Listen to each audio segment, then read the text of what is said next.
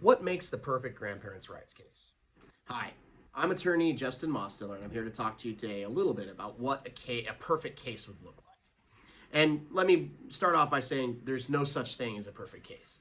Every case has different strengths and weaknesses, and an attorney's job is to emphasize the strengths and to explain away the weaknesses in a case. Focus on the strong points and argue from there. But let's talk about what features might be present in the idealized, fictional, perfect case.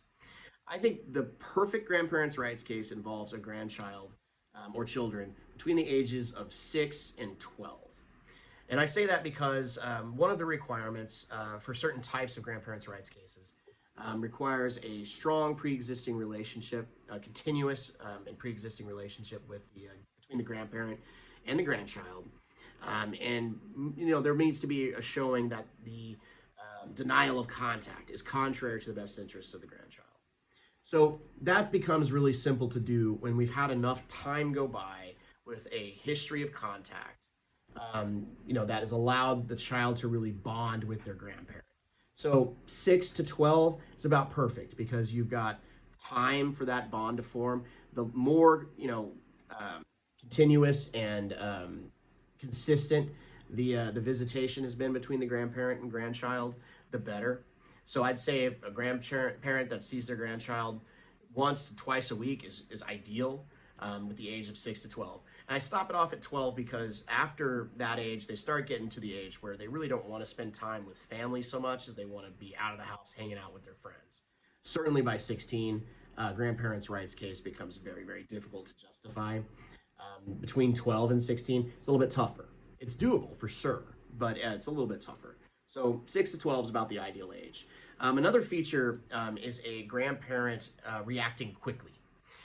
When a grandparent is being denied visitation, they really do need to act fast to file their petition for grandparents' rights. The sooner, the better, because as time goes on with that denial, you're not getting time with the child. The relationship between the grandparent and the grandchild degrades naturally over time without any contact. So it's really important. React fast. Reach out to an attorney quickly, because the sooner you can do it, after the contact has been stopped, the better it will be for your case.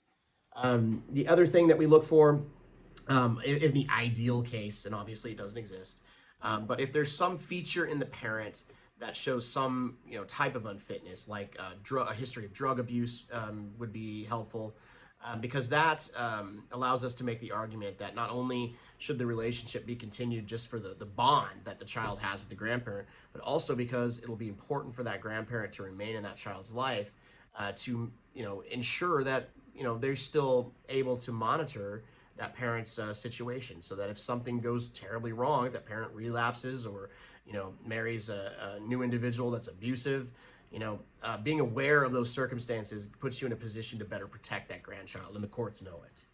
Well, hopefully this has kind of given you an idea of what the ideal grandparents' rights case looks like.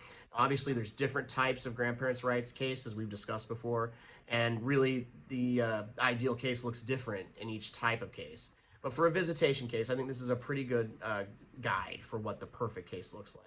And hopefully anyone out there that's listening in a bad situation where being denied contact with their grandchildren can hear this message and kind of have a better idea about how likely their case is to succeed. If you are in that position, give us a call. We'd be very happy to talk with you.